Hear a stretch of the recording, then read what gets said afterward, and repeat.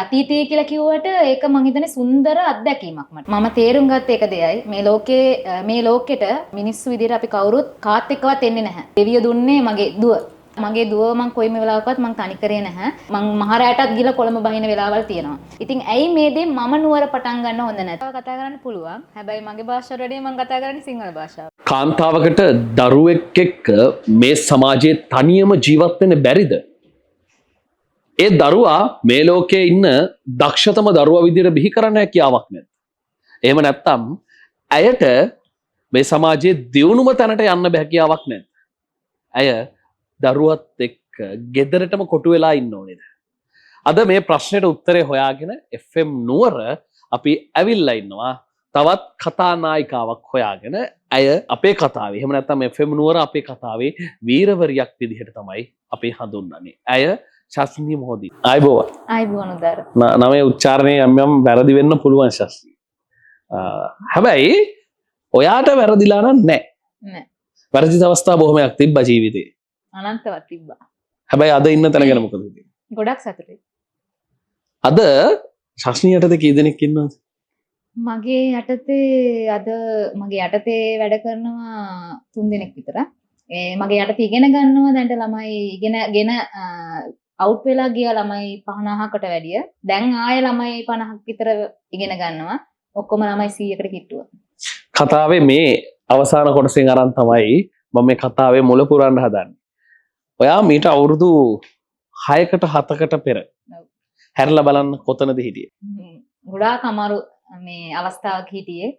ජීවිතේ එකපාරම වැටිච්ච වෙලාවේ ඊළඟට මොකද්ද කරන්න කියලා කල්පනා කර ඉඳපු ඒ අතීතය. අතරම ඒ අතීතය කියලා කිව්වට ඒක මං හිතන්නේ සුන්දර අත්දැකීමක් මට. ඔහු ඇයව අත්හැර යනකොට කවුද ඒක සුන්දර අත්දැකීමක් විදිහට බෙදාගන්නේ? එදා දවස මොන වගේ හිතෙන්නේද? එදා දවස ගැන ගත්තොත් එහෙම උදාර මම තේරුම් ගත්ත එක දෙයයි මේ ලෝකෙට මිනිස්සු විදිහට අපි කවුරුත් කාත් එක්කවත් එන්නේ නැහැ. අපි එන්නේ තනියෙන්, යන්නේ තනියෙන්. එතකොට ඒ තියෙන ඒ කාල පරිච්ඡේදය ඇතුළත තමා මෙච්චර දේවල් ඔය සම්බන්ධතා හැම දෙයක්ම අපිට එන්නේ. ඉතින් මම තේරුම් ගත්ත එක දෙයයි මේ ජීවිතය ඇතුළත අපිට කවුරුත් ස්ථීර නැහැ. අපිත් එක්ක හැමදාම ඉන්න බලාගෙන ඉන්නේ නැහැ. යම් කාලවකවානුවක එයාලා අපිව දාලා යන මොහොතක් එයි. ඉතින් මේ මොහොත අපි ඉතින් මේ පොසිටිව් විදියට ඇක්සෙප්ට් කරගෙන ජීවිතේ ඉස්සරහට යන්න තමයි තියෙන්නේ. ඉතින් එයාලා අපිව දාලා ගියා කියලා අපිට අපේ ජීවිතේ නැති වෙන්නේ නැහැ. අනිත් දේවල් අපි ඒ විදිහටම කරගෙන ඉස්සරහට යන්න තමයි තියෙන්නේ. ඔය කොයි දේ කොහොම කිව්වත් ඔබ තනි වෙන්නේ දේනියක් එක්ක. ඔව්. ඒ දියණියක් මම හිතන්නේ. අපි මේක ඇවිල්ලා පිරිමි දරුවෙකු නම් ඒකට පොඩි තර විසඳුමක් හිතන්න හරි පුළුවන් අනාගතේ. හැබැයි දියණියක් එක්ක තනි වෙනකොට නෑ මම මේක කොහොම හරි අල්ලන් ඉන්න ඕනි කියලා හිතුන්නේ නැද්ද? එයා වෙනුවෙන් අල්ලන් ඉන්න ඕනි කියලා හිතුණා. මොකද මට එයා මාව දාලා ගියාට මම හිතන්නේ ඒකට මේකක් හැටියට තමයි මට දෙවියෝ දුන්නේ මගේ දුව. ඉතින් මම අද තනි වුණා කියනකට වැඩිය මට මගේ දුව ඉන්නවා ඕනම මොහොතක. ඉතින් එයා මාව දාලා ගියා කියලා මගේ දුව මං කොයිම වෙලාවකවත් මං තනි කරේ නැහැ. ඉතින් මං හිතන්නේ මේ වගේ ජීවිතේ තැනක් එයි ඔයාට වැටෙන්න සිද්ධ වෙයි. ඒකට වැටෙන්නේ නැතුව අල්ලන් ඉන්න හේතුවක් විදිහට මම දකින්නේ මගේ දුවව.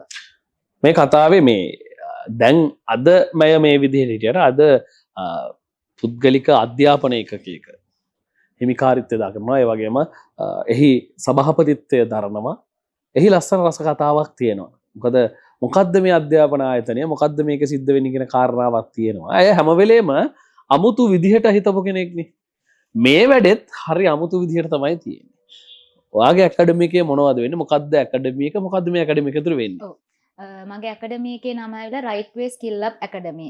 එතකොට අර නමේම තියෙනවා skill up. අපි ඇතුළේ තියෙන මේ ටැලන්ට් එක ඒ ස්කිල් එක තව ටිකක් වැඩි කරගෙන නැත්නම් ස්කිල් එක නැති කෙනෙක්ට වුණත් ඒ ස්කිල් එක බිල්ඩ් කරන්න හදපු ප්ලැට්ෆෝම් එකක් තමයි Right Way Skill Up Academy කියලා කියන්නේ. ඉතින් Right Way Skill Up Academy දැන් අද මේ තැනට එන්න හේතුව රයිට් වේ ස්කිල් අප් ඇකඩමි එකක් කියලා දෙයක් බිල්ඩ් වෙන්න හේතුව ඇවිල්ලා මම කිව්වේ ජීවිතේ අර වගේ එකපාරම වැටෙන්න සිදු වුණාම ඊළඟට මොකද්ද කරන්න කියන එක ඇත්තට මේ වෙලාව අපිට කල්පනා වෙන්නේ නැහැ. එතකොට මම ඒ වෙලාවේ මගේ තව ව්‍යාපාරයක් මම කරගෙන හිටියා. ඉතින් ඒ කරගෙන හිටපු වෙලාවෙත් ඒකට ඒක තව දුරට ඉස්සරහට ගෙනියන්න සපෝට් එකක් මට නැති වුණා. ඊට පස්සේ මොකද කරන්න කියලා කල්පනා කර කර හිටපු වෙලාවේ හරි මොකක් මොනවා හරි ඉගෙන ගමු. ඉගෙනගෙන තව මොනවා හරි පාත් එක්කට කකුල තියමු කියලා හිතද්දි තමයි මම ගොඩාක් දේවල් නුවර ඇතුළත හොයපු වෙලාවේ මට නුවර ඒ සම්බන්ධව ඉගෙන ගන්න තැනක් හම්බ වුණේ නැහැ. ඉතින් ගොඩක් හැම ඉන්ස්ටිටියුට් එකක්ම තියෙන්නේ කොළඹ. ඉතින් මම හැදිච්ච පරිසරයත් එක්ක මගේ අම්මා තාත්තාගේ සහයෝගයත් එක්ක මට කොළඹට ගිහින් ඉගෙනගෙන එනවා කියන එක මහ ලොකු දෙයක් නෙමෙයි. මට දැන් උනත් මේ ලෑස්ති වුණ ගමන් මට ගිහින් මං මහරයටත් ගිහලා කොළඹ බහින වෙලාවල් තියෙනවා. ඉතින් ඒක අර මගේ මුස්ලිම් සමාජයත් එක්ක බලද්දී ඒක පොඩ්ඩක් අමාරු දෙයක්. එතකොට ගොඩක් ඉන්ස්ටිටියුට් තිබ්බේ කොළඹ. ඊට පස්සේ මම ගිහින් කොහොම හරි ඒ දේ කරගෙන ආවා. හැබැයි මම කල්පනා කරේ දැන් නුවර අවට ඉන්න කට්ටියට මොකක් හරි ඉගෙන ගන්න ආසාවක් තිබ්බාම ඒකට අවශ්‍ය තැනක් හොඳ මේ ඉන්ස්ටිටියුට් එකක් හොද්දී නුවර නැහැ. ඉතින් ඇයි මේ දේ මම නුවර පටන් ගන්න හොඳ නැත්තේ? මොකද මට කොළඹින් ගොඩක් ඔපචුනිටිස් ආවා. ඒ ආපු වෙලාවත් මම කල්පනා කරේ ඇයි නුවරට මම මේ දේ කරන්න හොඳ නැත්තේ? මම හැදිනු වැඩිනු මේ නගරේ මම ඇයි මේ දේ කරන්න හොඳ නැහැ කියලා කල්පනා කරපු වෙලාවේ තමයි හරි මම නුවර මේ දේ පටන් ගන්නවා.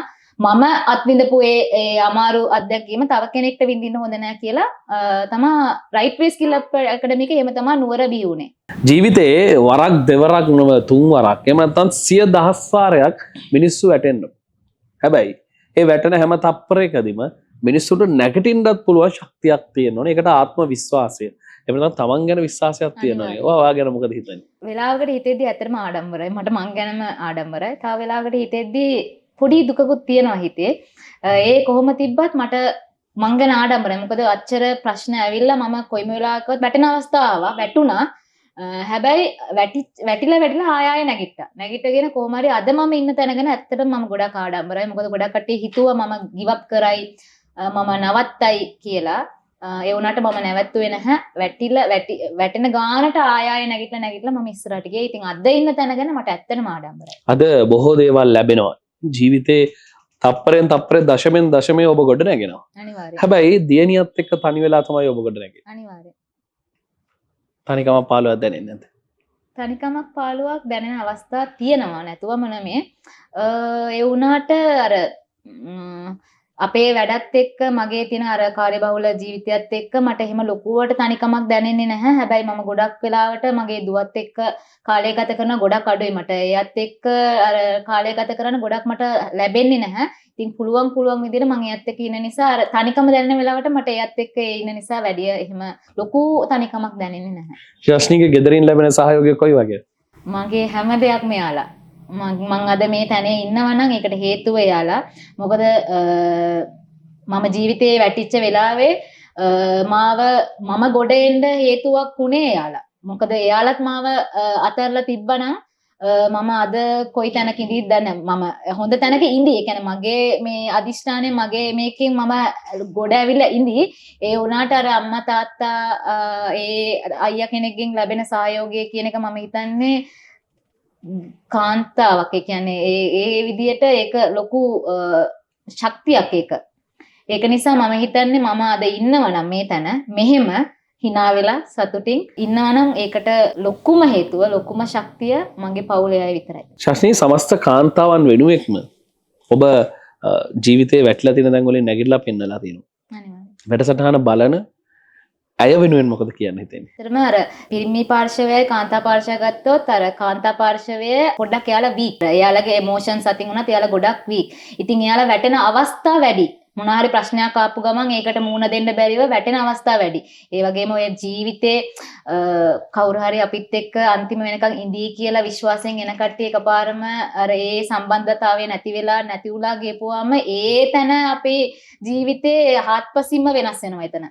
ඉතින් එහෙම අවස්ථාවලදී මම කියන්නේ කොයිම වෙලාවකවත් ජීවිතේ වැටෙන්න එපා. වැටෙන අවස්ථා ඒ වැටෙන අවස්ථා වුණත් වැටි නැගිටින්න.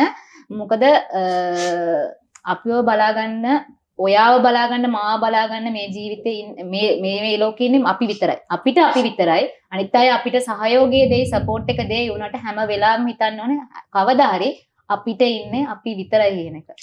අපිට ඉන්නේ අපි විතරයි. එහෙම නැත්නම් තමන් තමන්ව නිර්මාණය කරගන්න, තමන්ව ගොඩනගා ගන්න. ඒක තමයි මේ ශාස්ත්‍රීය කතාවේ තියෙන්නේ. මේ කතාවේ මේ මම ශාස්ත්‍රීය අඳුරන තැනක් තියෙනවා. කේක් වලින් කොච්චර පාඩු ලැබුවද? පාඩු ලැබුවා, ලාභත් ලැබුවා, පාඩුත් ලැබුවා. පාඩුත් අනන්තවත් ලැබිලා තිබුණා. දැන් ජීවිතේ ව්‍යාපාරිකාවක් විදිහට ආරම්භ කරන්න මේ කේක් බිස්නස් එක. නෑ. ඊට එහාට ගියා. කලින් මම අර ඔන්ලයින් බිස්නස් කියන එක පොඩ්ඩක් අර මේ වුණ වෙලාවේ ඒකත් කරා මම. මගේ කියන්නේ වෘත්තිමය මේක පටන් ගන්නේ මේ නීතිඥවරයෙක් යටතේ මේ ක්ලාක් කෙනෙක් හැටියට.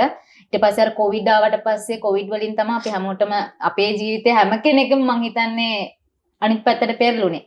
ව්‍යාපාරිකාවක් විදිහට මම මේවා කරේ කේක් බිස්නස් එක නෙමෙයි. ඊට කලින් මම ඔය බඩු එහාට රීසෙලින් කියන්නේ අරගෙන තව කෙනෙක්ට අතරමැදියෙක් විදිහට විකුණන එක තමයි මගේ පළවෙනි බිස්නස් එක. ඔබට හිතන්න පුළුවන් ද කාන්තාවක් විදිහට මේ වගේ දේවල් කරයිද කියලා? අය ඊටා ශක්තිමත් කාන්තාවක් කිව්වොත් අපි නිවැරදි. අනේ ඒ නිසාම තමයි FM නුවර අපේ YouTube නාලිකාවේ අවකාශය අය වෙනුවෙන් මේ විදිහට ඉඩ හදලා තියෙන්නේ. ඉතින් ඔබට පුළුවන් මේ වැඩසටහන බලන ගමන් ඔබත් දන්න කවුරු හරි ඉන්නවා නම් ඇයට කියන්න. අපි ලෑස්ති අය ගැන රටට කියන්න. ඉතින් ඒ වගේම තමයි මේ ශාස්ත්‍රීය හරි අපූර්වට සිංහල කතා කරනවා. ශාස්ත්‍රීය භාෂාව කතා කරන්න පුළුවන්? මගේ භාෂාව කතා කරන්න පුළුවන්. හැබැයි මගේ භාෂාවට වඩා මම කතා කරන්නේ සිංහල භාෂාව. ශාස්ත්‍රී ඔයා ගැන ඔයාගේ භාෂාවෙන් කියන්න. පොඩ්ඩක් අමාරුයි. කියලා දෙන්න ඕනේ. නැත්නම් හරියන්නේ නැහැ නේ.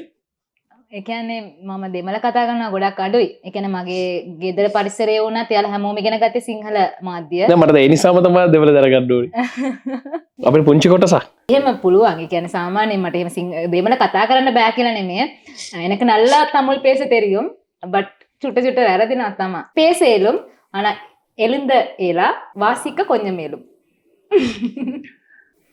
ඔබට සමහරක් අවස්ථා එහෙම නැත්නම් ජීවිතේ සමහරක් තැන් මග හැරෙන්න පුළුවන්. ඉතින් හැබැයි ඒ මග හැරුණු තැන් අපි නැවත මග හැරෙන්න දෙන්නේ නැතුව ශක්තිමත්ව අල්ල ගන්න ඕනේ. එහෙම තමයි ජීවිතේ අපිට නැගිටින්න පුළුවන් හැකියාව දෙන්නේ. විශ්වාස කරමු අපිව නිර්මාණය කරමු. එහෙම නැත්නම් තමන්ව නිර්මාණය කරන්න ජීවිතේ කවදාවත් වරදින්නේ නැහැ. ඉතින් තිරේ දිස්සන අපේ දුරකථන අංකයක්. ඔබට හැකියාව තියෙනවා. ඔබත් ඇය ගැන කතා කරන්න කැමති නම් එන්න අපි සූදානම් ඇය ගැන මුළු රටටම කියන ශාෂි අපි සුබ ප්‍රාර්ථනා කරනවා අනාගතේට ආයුබෝවන් අපිත් එක්ක එකතු වුණාට අපි මෙන්න මේ විදිහට අද වැඩසටහන හමාර කරනවා ආයෙත් දවසක හමු වෙන බලාපොරොත්තු වෙන්න ඔබට සුබ දවසක්